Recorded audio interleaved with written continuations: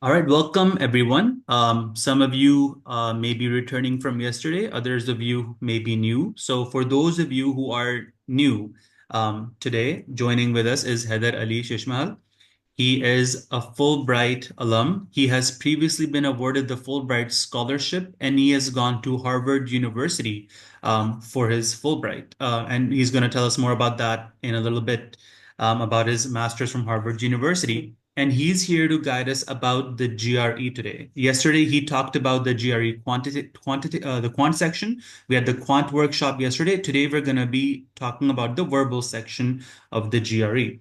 Now, before I get into, about the details of this workshop, let me just quickly explain it to everyone who, again, was not here yesterday. Why would you want to give the GRE in the first place, right? There's two ways about going your graduate admissions, right? So there's one way that's the independent route in which you can apply directly to universities. And based off of your student profile, the university will either issue you admission or an admission with some scholarship. And your case gets stronger with a good GRE score in terms of admission and scholarships. So that's one reason why you want to give the GRE. And the second reason, if you want to apply for your master's or PhD through the Fulbright scholarship, and again, if you go through the Fulbright route, you're not actually applying to universities directly. You're applying for the scholarship. And if you are awarded the scholarship, then the Fulbright Commission applies to universities for you and they place you in the best possible university that you get admitted into, and they pay all the expenses for your graduate degree. Note that for the Fulbright scholarship, the GRE is mandatory. That means that if you submit your Fulbright application without a GRE score, your application will be disregarded. All right. Keep in mind that this session is not for questions regarding the Fulbright scholarship and its intricacies. For that, you can email info@usefp.org. This session is about the GRE verbal section. So I would encourage you all to please keep your questions related to the GRE verbal section, if you would do that, please. All right. Now, just a little bit about Education USA before we get started. So Education USA is a global network under the US Department of State made up of over 425 international student advising centers in more than 175 countries. We're your official source to US higher education. Advisors work with advisees to provide updated, comprehensive, and unbiased information on higher education in the United States. We're part of the USEFP, that's the United States Educational Foundation in Pakistan, which houses the Fulbright Commission in the country. USEFP promotes mutual understanding between the people of Pakistan and the people of the United States through educational and cultural exchange. We have offices in Islamabad, Lahore, and Karachi, but we're available to any student that needs support or advising virtually throughout Pakistan. With that, Heather, thank you for again being with us today. Always a pleasure having you. I'll hand it over to you now. Thank you. Welcome, everyone. Mostly we're going to take questions in the chat. You will not be unmuting yourself. I'm going to give a quick welcome to our 49 participants because I just like to make sure that everyone's name is called so you know that we acknowledge you. So welcome to all the attendees: Wasim Iqbal, Abdul Qadir, Abdullah Kasi, Alina Khalid, Anis Idris, Aksa Sayyed, Awais Akdas, Bibi Hafsa, Danish Alam, Dua Pool, Duraya Aftab, Iman Shakil, Faiza Hasib, Hira Tahir, Hira Yaqub, Irfan Bajwa, Javeria Surya, Jdev, Kishwar Zuhir, M.A., Mejbin Azam, Mansoor Amir, Misbah C, Mohammad Abu Bakr Siddiqui, Mohammad Bilal, Hasib Assam, Mahat Khan, Jazaman, Umar Saeed, Mujib Rahman, Munza Shakil, Muzammil Mohsen, Nematullah, Nayab Khan, Nayaz Ahmed, Noor Bukhad, Nurullah Junejo, Rabia, Ramla Shazad, Rohan Nazir, Sadia Ishaq, Saira Azim, Shahid Hussain, Shiraz Farooq, Sayyid Fasi, Umar Majid, Aswa Fatma, Wajahad Kafoor, Zahidullah, and Zainab Ali.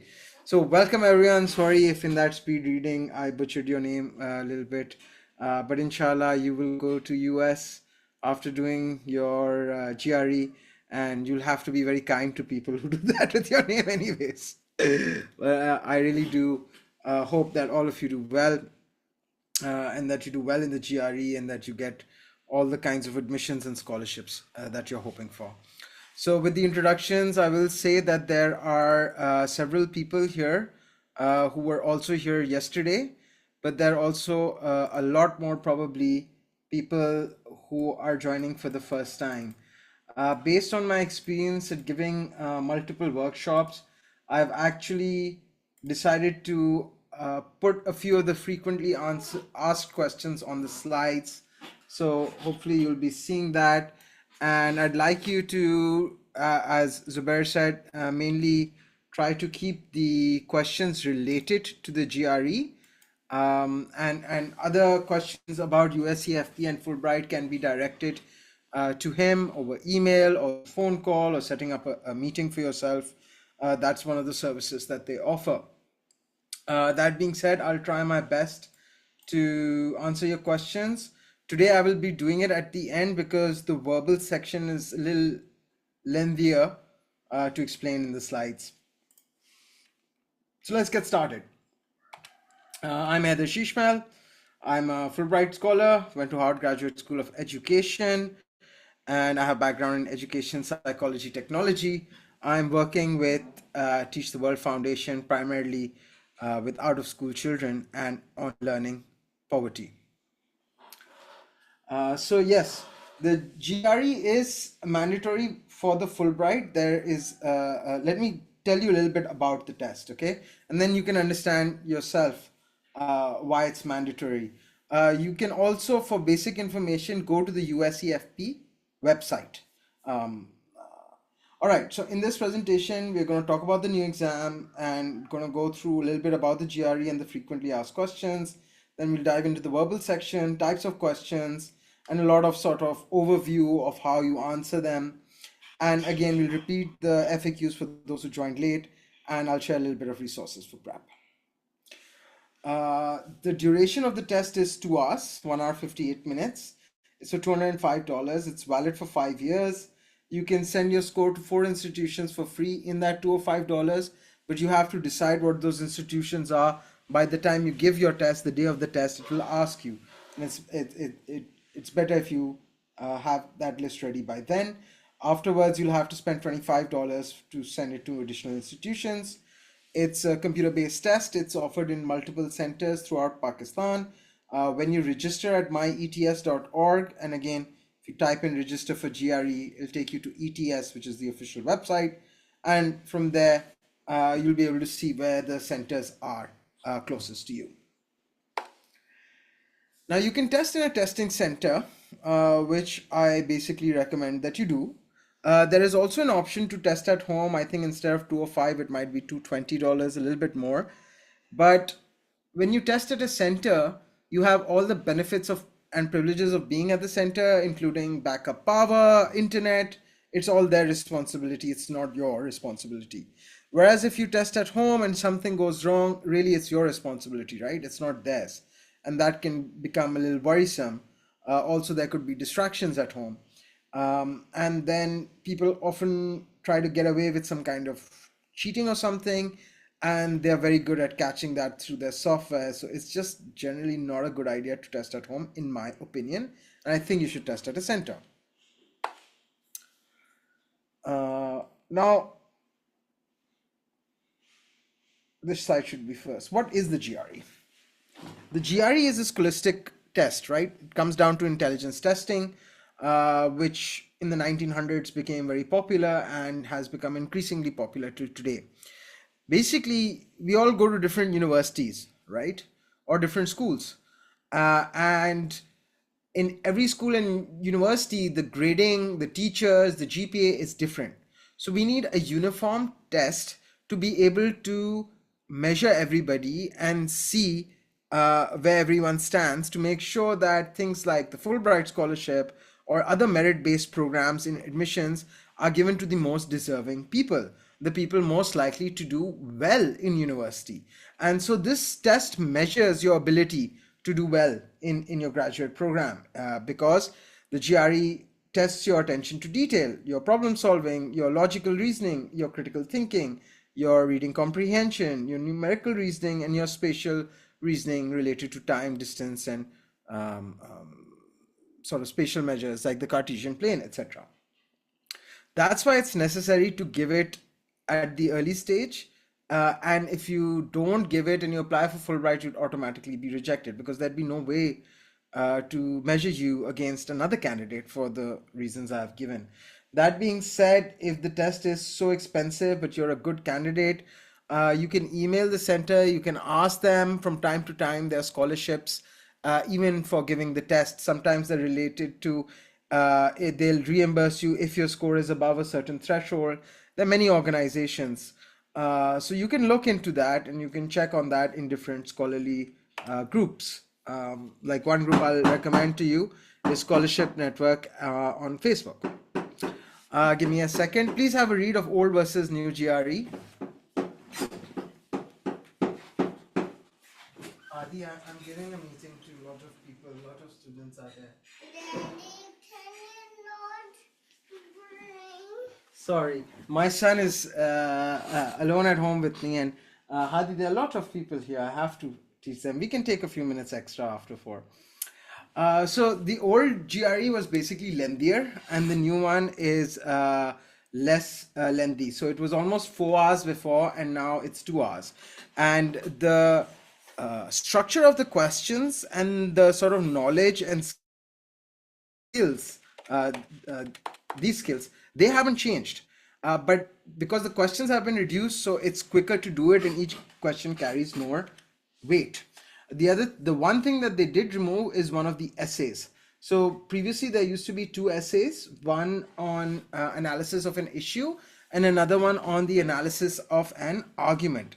So the analysis of an argument one has been uh, removed, right? So before there were two 30-minute sections in verbal, and now there's one 18-minute section with 12 questions and one 23-minute with 15 questions. Okay, so the first thing you should know is that it's a computer adaptive test. So your performance on the first section. Hadi, I'm busy, please. Can you let me continue my meeting? Thank you. Zamir, Hadi ko dekh lo. Sorry about that. So on the first section, if you do really poorly, your second section they'll give you an easy section. It won't be that difficult. They'll automatically put you into a low band of scorers. Whereas if you do excellent in your first section, and even if you do poorly in the second one, you'll still score very high because they'll just give you really hard questions. That the first section is where they're trying to find your, like, general range. Oh, are you like between 130 and 150, or are you between 150 and 160? And then in the second section, they really try to narrow down exactly where you are amongst the high performers, the average performers, or the low performers. So it's very, very important to do well in section number 1. Here are some frequently asked questions. So Bilal, your question is very specific to the Fulbright and it's not relevant to this workshop. You can ask Zubair or email them directly. All right, both your questions are very specific to Fulbright. And this is not a Fulbright workshop. This is a GRE verbal workshop. Okay. So the minimum score though needed on the Fulbright is 145 in each section and 290 overall. There's no magic score, okay? Even places like Harvard will reject half the people with like a full score. So it's just one of many different measures, including your profile as a person, your motivation, your personal statement, your research objectives. And these are the scores generally for the top 200 or top 100 universities.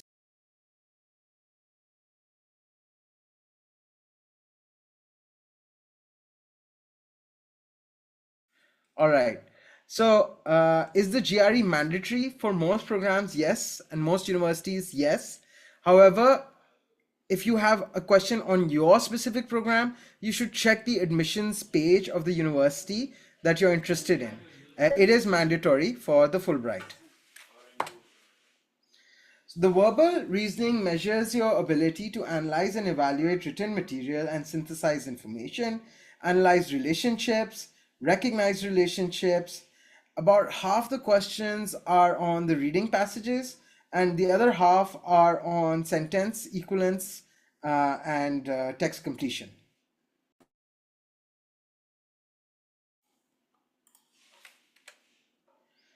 So these are the three main types of questions: reading comprehension, text completion, and sentence equivalence.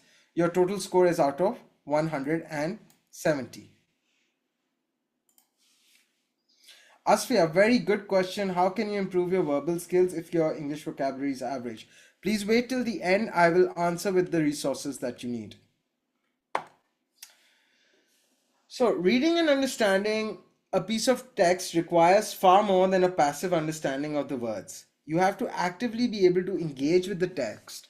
Basically, when you read, you should be asking questions. You should be formulating like hypotheses, like what is this about? What is the tone? What is the main idea? What is the structure? What is the position? What is the assumption? What is the hypothesis? What is the conclusion? What examples have been given? What evidence is provided?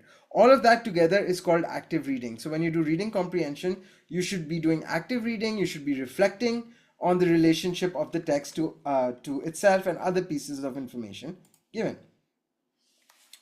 What are they really measuring you? They're measuring your ability to understand meaning of individual words, individual sentences, understand the meaning of paragraphs and how they relate to each other, being able to distinguish between minor and major points, being able to draw inferences or conclusions from the information provided, understanding the structure and the main thrust of it, and identifying the author's assumptions, perspectives, and any strengths or weaknesses, developing and considering alternative. Fahad, I'm not exactly sure. I think you do have a bit of a time, but it's like time bound. And honestly, you should be spending between 3 to 5 months in preparing for the GRE. And well in advance of giving it, you should know what kind of schools you're going to. Why leave that for later is my would be my question to you. Passages are found on materials like physical sciences, biological sciences, social sciences, business, arts, humanities. So now, wow, Akshat, that's a whole essay kind of a question. I'll see if I can get to it later. Okay.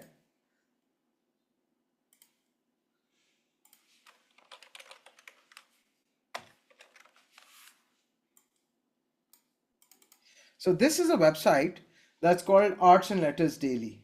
If you read from here, particularly in the articles of note and the essays and opinions, read from here every day between 15 to 30 minutes. This is the best of the best. Al Daily will also come in the resources. So if you read this, your reading comprehension is going to improve. And let me tell you, if you don't read this, you can do as much like workbooks as you want, but you will not develop your main reading comprehension abilities. So I would suggest this is where you read from. If you read here daily for half an hour, you'll get really good at reading comprehension. But you have to do active reading.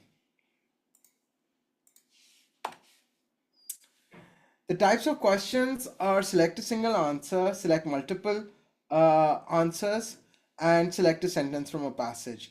The select a sentence from a passage is the one example I won't be able to do with you because it kind of relies on this animation and highlighting. So I don't have it in my slides. But when you register with ETS, you can get the Power Prep software, which will give you the experience of selecting a sentence from a passage.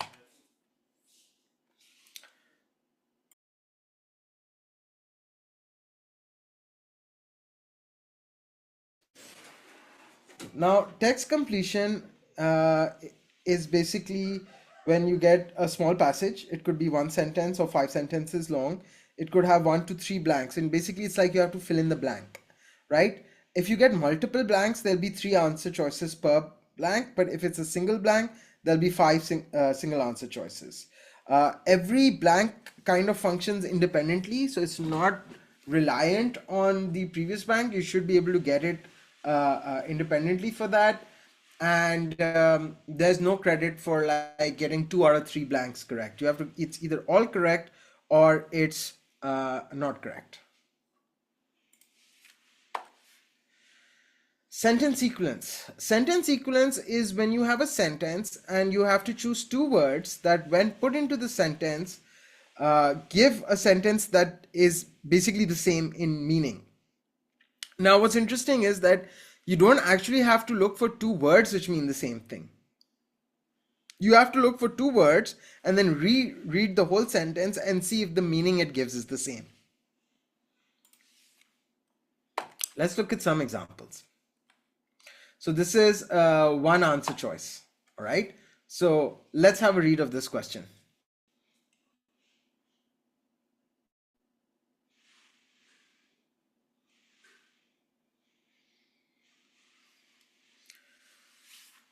What do you think the answer of this is? Can you type it in?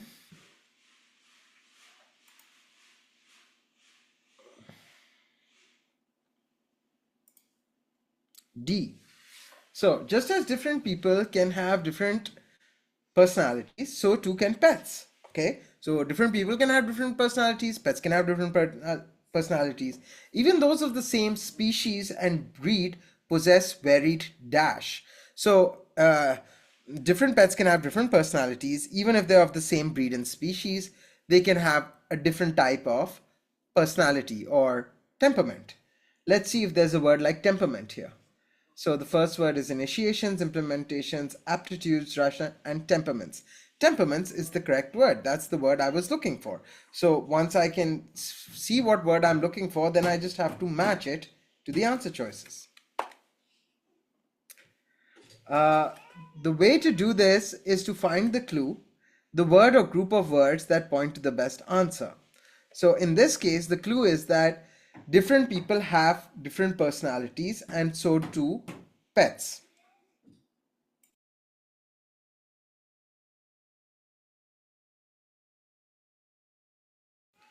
You can see whether the tone is positive or negative.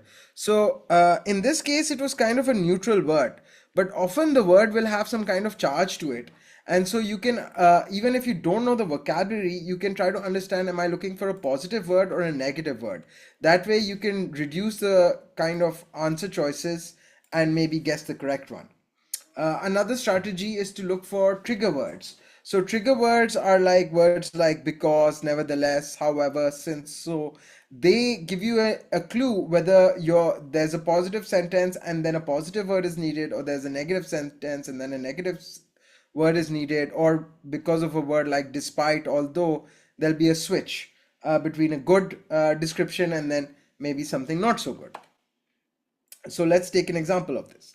While it is generally assumed that drinking alcohol is detrimental to one's health, many studies have shown the dash effects of having a glass or two of wine daily. Now, I don't agree with this, but according to the sentence, it's using the word while. So when it says while it is assumed that something is detrimental means it is bad, actually, so the word while is used, and so it means there's going to be a switch. So then they use the word detrimental, so the word now is going to be something like healthy or salubrious, which is a GRE word, the effects of wine. So that's the kind of word that you'd be looking for. And so you could see where the trigger is, where the flow of the sentence is, and what you're looking for. Yes, a positive blank, like the word healthy or salubrious.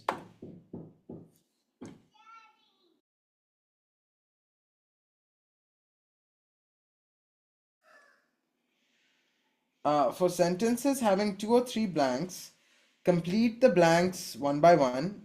Pick the easiest one first. So, okay, so when you get three blanks, it can get a little sort of convoluted because there's multiple sentences. It's 3 to 5 sentences long and there's multiple blanks.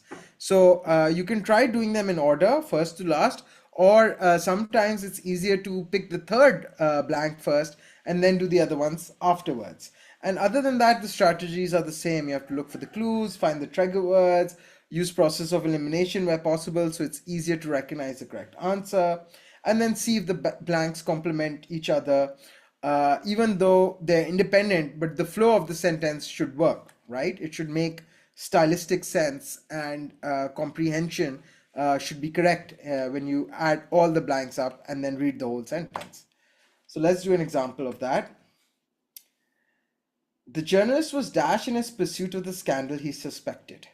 Despite a lack of support from his editors, he was determined to investigate day and night, follow every lead, and write until dawn to get the story first and finally dash the big news agency.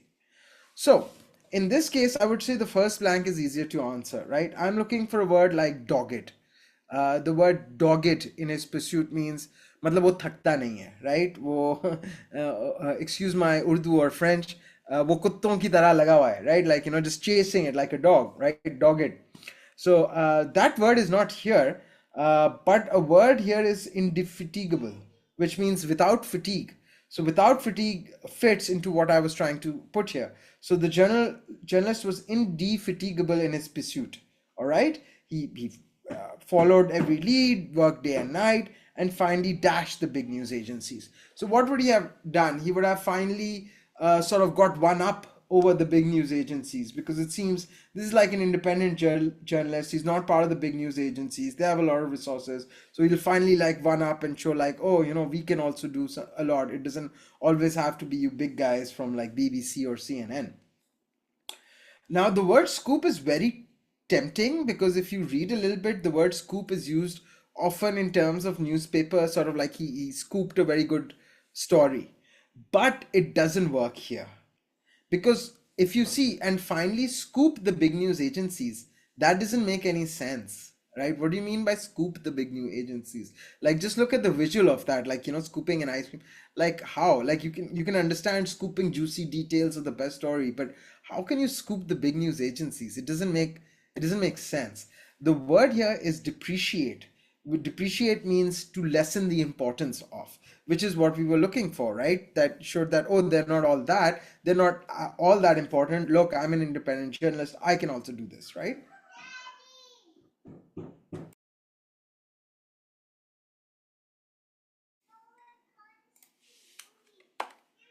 Sentence equivalence. For the following, for the following questions, select two answer choices that complete the sentence in such a way that the sentence means the same thing, right? So again, you're not looking for two identical words. You're looking for two words that create a sentence which most nearly means the same thing better than any other option. Yes, there's no partial marks. If there's in this, if you got one correct and one wrong, you'd be wrong overall. You have to get both of them correct. And as I said, it's not scoop, it's depreciate. Yeah, the first blank has related to the first column, the second blank is related to the second column. So it's given in that order: first blank, first column, second, second, and if there's a third blank, third column. Let's try this sentence sequence, and you guys tell me the answer.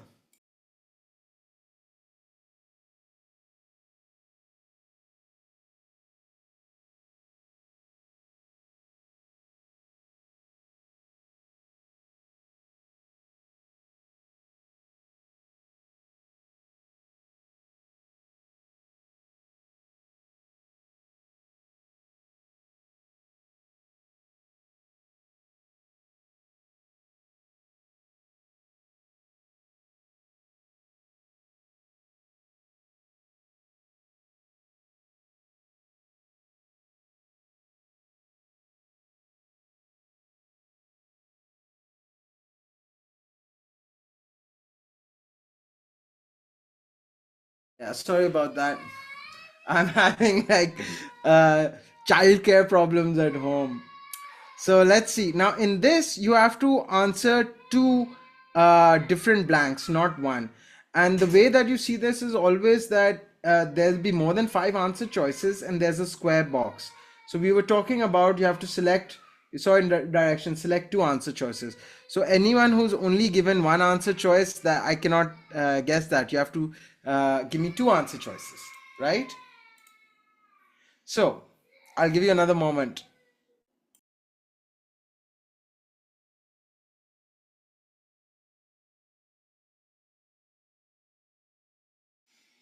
Right. So uh, now let me tell you a little bit also overall about the GRE, since I'm getting some responses even based on previous questions. The thing with verbal and how it's very different from mathematics is that in the quantitative section, there's always one clear answer, right? In the verbal section, there can be more than one answer which seem good, or actually even could work, but you always have to pick the best one. All right. And understanding what is in the GRE's mind, because the GRE is a type of test, it has a certain type of psychology. Understanding what it considers as best, even after you've done your reading comprehension and your vocabulary and you're at a very good level, uh, even then you have to kind of understand what the GRE thinks is best. Therefore, sometimes you think certain thing is correct, but it's actually not, because something is, they're both correct, but one is better than the other. So you always have to go with the best one. Uh, Mahat Khan, your answer is correct. The answer is precarious and tenuous. Okay, because basically they're talking about cohesion. Cohesion means how strong, जुड़ा हुआ कितना है. Cohesion means कितना जुड़ा हुआ था. So he had a very vast empire, but after his death, he had generals Ptolemy, Seleucus, and Antigonus, and they basically divided the empire. तो वो जो cohesion थी, वो basically टूट गई, right? वो बहुत कम हो गई. Therefore, you're looking for words like precarious and tenuous. Tenuous and precarious both mean that it wasn't as solid and cohesive as it could have been, or it was when it was under Alexander.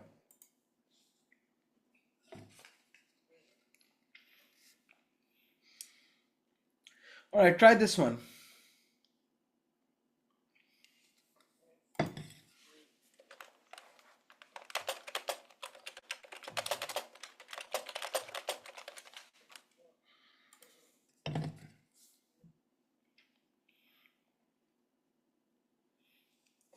Okay, waiting for your answers. Despite the outward negativity, many a cynic harbors an inner faith in the dash of mankind.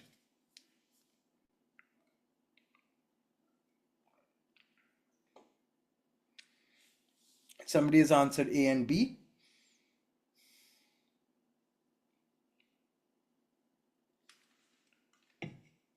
Does anyone else like to take a shot?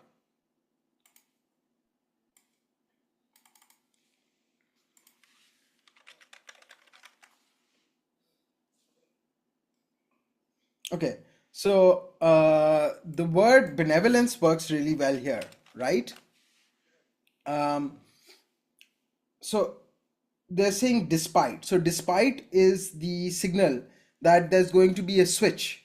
So the switch is from something that's negative and cynical, right? So switch will be something positive. So if you're looking for positive and it's about mankind, so benevolence works, because benevolence means, very beneficent, very merciful. And the other word is probity, which means having strong moral principles, honesty, and decency. So the word probe is related to truth, actually, PROB. So that's the answer choice, A and F.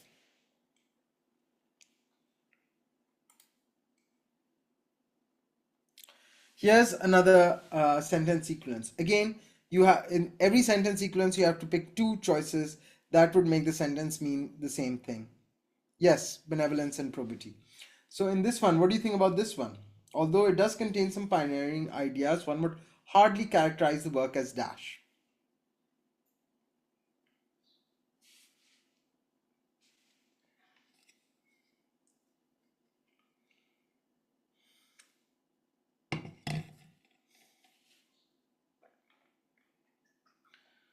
Because it's a sentence equivalence question and that was given to you in the directions. So I haven't given the directions every time, but if you saw the directions, here they are. Select to answer. All sentence sequence questions will have two answer choices. The other thing to know is that when there's one answer choice, and I think that's given more clearly in my quantitative slides, there's always a circle A, B, C, D, E. Whereas whenever there's more than one answer choice, there's always a square. But clearly, when you do enough practice, you will inshallah start seeing that it's not as difficult to remember as you may think. Always pay attention to the directions before. Fussy. Why do we have such difficult vocabulary when we hardly ever use such words in our everyday life? Because Fussy, I appreciate what you're saying. However, this test is for people who are going to go to graduate school. And in graduate school, you will be given higher level reading, and higher level reading, it will be expected that you have a higher level vocabulary. So it's not for everyday life. It's for a very privileged group of people who get to go to do their masters and their PhDs, right? And if you're one of those people, that's why you're expected to be able to be in that league of using difficult vocabulary, because it will be given to you. It will be part of your graduate studies. All right. So innovative is definitely good. So the word although here signifies that it does contain some pioneering ideas, but the word hardly characterize the work as innovative. So it's not actually that pioneering. So it's hardly as innovative. And the other word which would work would be original, not eccentric. Eccentric does not convey the sense needed for pioneering, right? Conventional would be the exact opposite of what we needed. We need something that's innovative, something that's new, something that's novel, something that's original. Now let's talk a little bit about reading comprehension. I will discuss how you'll improve your vocabulary. Okay, I'll discuss that in detail. In reading comprehension, now that the test has, by the way, shortened so much, so some of the strategies have really changed, because I hardly think you'll get a passage with 5 questions. This used to be, now it'll be 1 to 3 questions really per passage. And now there are there's less discrepancy. Most of them are like medium passages, short and medium passages. Types of passages: expository means that they expose or they shine a light, or they, sort of, like, for example, they're talking about how certain scientific thing works, and there's a lot of facts on it, so they're just shining a light on what something is. Argumentative is when, the author is trying to pick a position and trying to pitch something to you and trying to convince you of something. And evaluative is when there's multiple sort of points of view given, and somebody's trying to like amalgamate, analyze, synthesize, evaluate, or create. So those are the three other ways that you could differentiate between the types of passages. It's different from reading in everyday life, right? Because in everyday life, you're not as concerned with active reading. You're just reading for your own entertainment, or you're looking for a little bit of information, but you're not completely evaluating everything about it, or reading to be able to answer questions or understand like the best sort of answer that you're looking for. So in a way, it's more like graduate school in that way, that you have to really analyze what you're reading. I believe that the slide that there's a video recording of this uploaded, although I'm quite embarrassed this time with the amount of sort of interruptions my son was making me have. But there's a bunch of workshops uploaded on the YouTube and Facebook page of USEFP, and I imagine this one may be as well. The formats of the reading comprehension: single answer, multiple answer, text selection. It will be clearly given to you in directions, either at the start when the reading passage is given to you, or before the question, what kind of question they're looking for, whether it's a single answer or multiple answer. The passages can get complicated sometimes. So, for example, if they're talking about subatomic particles or the layers in clouds, you can't really absorb and remember all that information. And nor are you getting any marks for doing that. What's more important is to get a general idea of what this passage is about and what information is given where. So if there's some facts here, okay, there's a lot of facts and details here. Okay, there's some conclusion here. Okay, this is setting the context over here. So just knowing where those things are, and then you can read it deeply depending on what kind of question you get. What's good is that it's split screen. So the passage is given on the left hand side of the screen and the questions on the right hand side, and you can scroll up and down. The bad thing though is because it's not on paper, you can't really underline anything. So you just have to kind of use the computer interface. Uh, some of the basic approaches are like it's not as much about how much you read, it's about how much you understand, right? So you can do things like skimming or speed reading, as opposed to doing very, very careful, deliberate reading. What I generally recommend though is if you have a good speed, it depends so much on the type of passage, how much time you have, how you want to attack it. If you're low on time, you may not want to read the whole thing. You may just want to quickly skim over it, read the question first. If you have plenty of time, you may want to read it carefully. If you have an average amount of time, you may want to read it properly, but without spending too much or too little time on it. And then rereading it once you know where the question is. So there's a lot of, it's very dynamic actually, the way that you do reading comprehensions. It's something that with repeated practice and guidance, you're able to sort of master. But here are some of the sort of key things you should know, which is that you should be able to understand what the question wants. You should be able to find that in the passage and paraphrase the answer that you want. You should be able to use process of elimination, so you don't have to read all the lengthy answer choices and you can focus only of the ones that are more interesting or more likely to be correct. You should be able to do active reading, at least to the level of being able to summarize the main idea of the passage, the topic of the passage, the structure, and the sort of tone. Again, is it expository? Is it argumentative? Or is it evaluative? Now here are directions. So it says there's a passage followed by a number of questions. Read the passage, choose the best answer. So this word best has very important connotations. Again, you could argue that isn't this also correct, but in verbal, it's always looking for the best. Is reading comprehension the same as the one in IELTS? No, reading comprehension is a thing. You've done it in school since like, donkey's years. But they're all slightly different. So the one in IELTS is slightly different from the one in GRE. Overall, IELTS TOEFL is actually quite easy compared to the GRE verbal. Which issue, general or subject? If then, which one? General test has to be done regardless, and then subject specific test is done only if required by your university, and subject specific test is not offered all year round.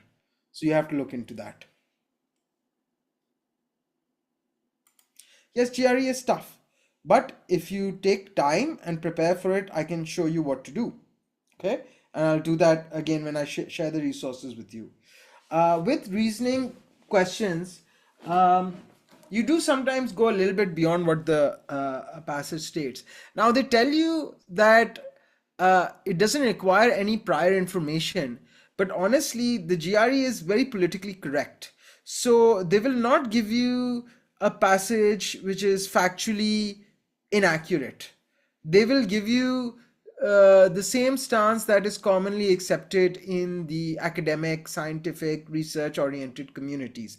For example, if there's something in climate change, it's very unlikely that the passage will be accepting of climate change denial.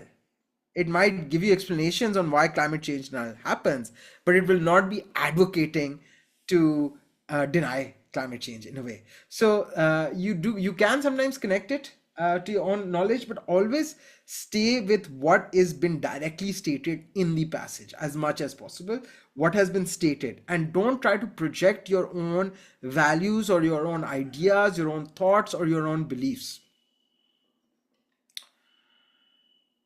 Uh, Understand what the question wants, find the answer from the passage, try to answer in your own words. Use process of elimination to eliminate answer choices that go too far, that are too extreme, that have the wrong tone, that doesn't match, or answer choices that are half right but half wrong. Sarah, I'll try to do that. Um let's get to when I have time at the end. Let me get through the reading comprehensions and the tips. So let's do this. One example on reading comprehensions. Of course, our time is limited. We can't do too much, but let's read this one.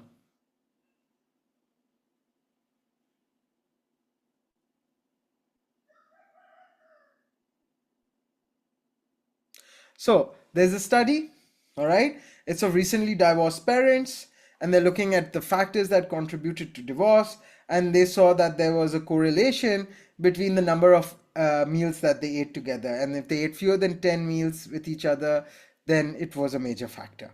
So maybe not the cause, but correlated with the divorce, right? So let's see which of the following, if true, would cast the most doubt on the researcher's hypotheses. So his hypothesis is that failure to spend time together during mealtimes is a major factor. This is the hypothesis. So which one of these would cause the most doubt on that? This one is very interesting. Many couples who have long and success eat together fewer than 10 times per week. So even though their study showed this, there are other studies that show otherwise. And and then this one says that, oh, it's not the meal time, but it's because they're unhappy, so they try to avoid contact, right? But in that case, it's still related to meal times, right? Maybe if they didn't avoid contact and they spent the meals together, they wouldn't divorce. So out of these true, which of the following is most true? The first one. Okay. So, simply reading and rereading is not as effective as being able to reflect, question, and ask what you're reading and why. Why has it been written in this way? How does it help if it was written like this or differently? Who, what, where, when, how? Keep asking yourselves questions.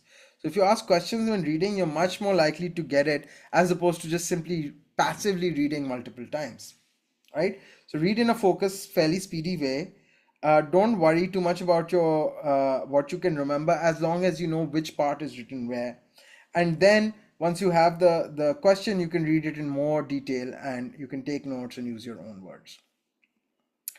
Make sure to avoid these common mistakes. Avoid answers that really do nothing. They're neither here nor there. They don't really contribute. Answers that are half correct. Answers that actually make the situation worse instead of better. Be careful of really extreme positions or extreme language. Answers that are out of scope of the text of the passage. And anything that's just messed up, like, why are you giving me this outside information? With sentence sequence, first get an overall sense of the sentence, identify those signal words or phrases that seem particularly important, then try to fill in a blank with the word that you think is appropriate, and then see if there are two similar choices that match your answer. And remember, once you've selected, check once by rereading the whole sentence to make sure that it sounds logical, grammatical, and stylistically coherent, and it means the same thing. With text completion, again, read to get an overall sense. And again, same, identify words. Did I do the same thing? Uh, really, it's actually the same as sentence sequence. The only thing is, don't assume you have to answer the first blank first. You can answer the second blank or the third blank. Other than that, it's the same thing. Look out for signal words. Notice the tone and the way that the sentence is flowing. Make sure that it's logical, grammatical, and stylistic. Make sure to check it. Use process of elimination. Come up with your own words. Then try to match it to the answer. And you can do any blank you want first. Now let's come to vocabulary building. So, honestly, unless you read from Al daily and build your vocabulary daily, you will not make huge improvements in your vocabulary score by doing workbooks. Workbooks are necessary, but the basic building blocks is your reading comprehension and your vocabulary. So, while general reading is good, it's better that you prepare through dedicated material for the no, the questions are not in order of the passage info. They can come in any part of the passage, could be tested first in the reading comprehension. The question number one could be dealing with the end of the passage. Question number two could be dealing with the beginning of the passage. There's no chronology there. I would recommend that you use a bespoke word list book. So, for example, there's a book here that's really nice. 1535 words for Marble Mastery. This is by Vibrant Publishers. There's books by Kaplan, there's books by Princeton on the words and the word list. They're very good. The other thing is, like I said, you have to read from Al daily. And when you read from Al daily, you should aim to do 15 to 30 minutes daily. Read the articles of note, essays, and opinions. These are updated every day. It's actually a repository. You get the best of the best updated, so you can see the date here. So if you keep going down, you'll get from previous date. You come tomorrow, there'll be new articles there. So any article of note, the article of note is generally a bit more scientific and unbiased, and the essays and opinions are more like positions are taken, right? So these are more argumentative and these are a little bit more neutral. But if you read here, um, then you will come across with a lot of difficult words, and you can make your own word lists also, and you should read actively.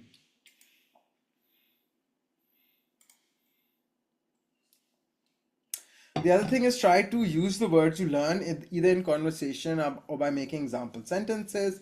You can learn words by association. And what's very, very good is once you have a good basic vocabulary is to look at the roots, the Latin and Greek roots, the prefixes, the suffixes. That really helps. Okay. Anything is fine in the last 10-15 years for vocabulary books. Parting words, plan well in advance. So honestly, now some people say, can I do the test in one day? Can I do the test next week? Listen, if you're already registered next week, that's your business. But my opinion is that you should do 3 to 5 months of preparation. So you should be well planned in advance. You should have plenty of time to choose which colleges you're interested in as well. You should practice every day until the day before the test. The last 1 or 2 days, just relax. Don't, there's nothing you can do at the last minute. It takes slow and consistent effort to get really good at the GRE, right? And look, it's just a test. It's not the end of the world. Even with a lower score or a higher score, in some cases, even without a GRE, you can still continue your further studies, right? It's not the be all end all in everything. Yes, in certain things it is like you can't do the Fulbright without it, but life goes on. Make sure to keep a watch on the timer. There is a stopwatch that's a clock that's on online while you give the test. Okay, back to the frequently asked questions. What score do I need for Fulbright? 145 each section, 290 overall. But honestly, top 200 colleges के लिए 300 plus, top 100 310 plus, top 50 320 plus, and 330 plus for your top 20 sort of schools. Um, in most places, it's mandatory. However, you can check the admission page of your selected program to confirm whether it is or not. It is mandatory for the Fulbright. So there's a website, Library Genesis. From there, you can download some books if you like on your own risk, or you can buy them from Site Book Bank. aldaily.com for your reading. I recommend that you do the a quantitative and verbal book by ETS first, and then I like Princeton Review as my second, and on third you can either do Kaplan or Magoosh Manhattan. If you can get some GRE classes, that's good. Otherwise, even from these publishers, you can pay a certain amount of money just to get access to their content, not their classes, but just their like test questions, which is much cheaper than taking their classes. Their classes are expensive, like $700, but the content might be like $60, right? You can also buy used books. You can also download books. I suggest that you keep a couple of ETS tests for later. Do one or two of them for your diagnostic, then do the workbooks, then do a Princeton review, one verbal, one math. So honestly, I would say you should do three verbal workbooks, three quantitative workbooks, and one vocabulary book, one essay book or some essay practice, two comprehensive books. Comprehensive have a mix of everything, and anywhere between 10 to 20 practice tests. My score?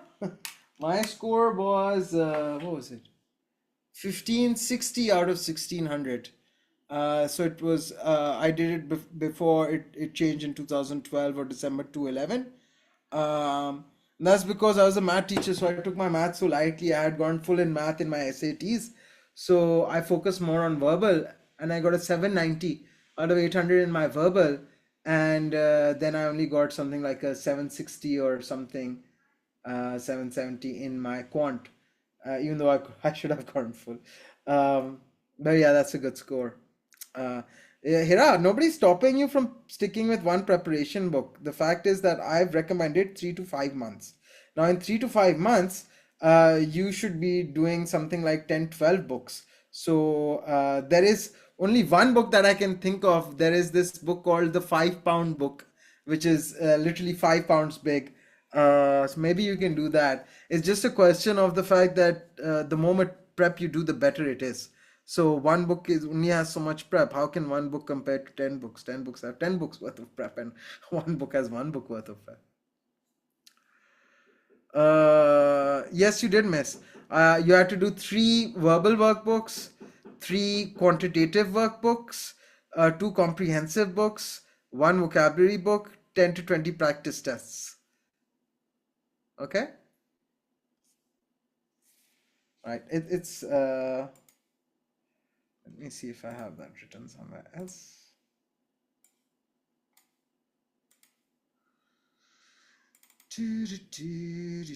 I'll open up the floor now to questions.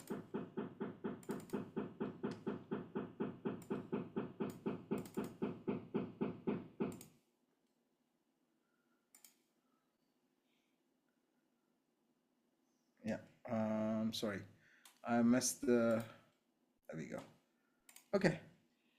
Mock tests available for KPK. You'll have to ask your CFP or the testing center that.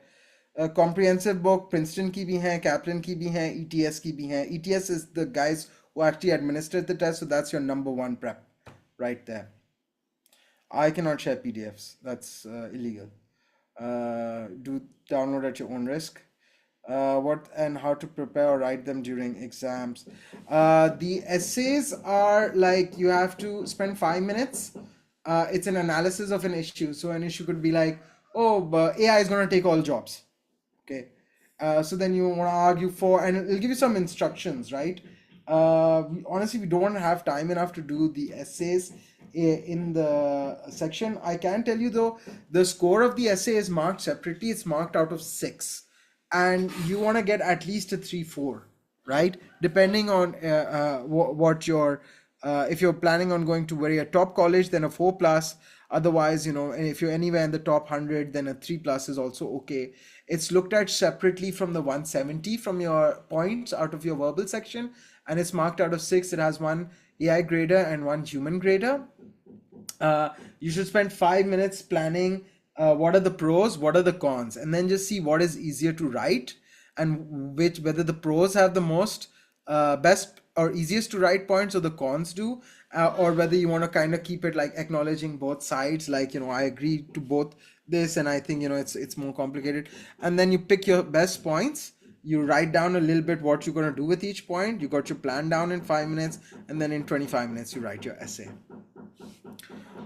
Sample word list, generally I would say that you should do at least 1500 words, 1500 plus words for the GRE, and there are many lists available from Kaplan, Princeton, online, so you can look for that.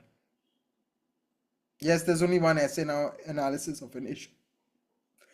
Actually, the essay is marked out of 6, and it's marked separately from the 340. Generally, I think most people look at the 340, 170 quant, 117 verbal more seriously, but you should obviously you should have a 3 or a 4 plus in your essay. No, you should be aiming to write somewhere like 650, 700, maximum 800 words at that time. Okay. So thank you everyone, and again apologies for any disturbances today. Should have made sure to tell my wife to come home on time. Thank you so much for joining me, and I wish you the best of luck. Thank you, Heather, very much. No worries. Those hiccups were cute. So again, we appreciate the time you took out for us today. I hope everyone found this session beneficial.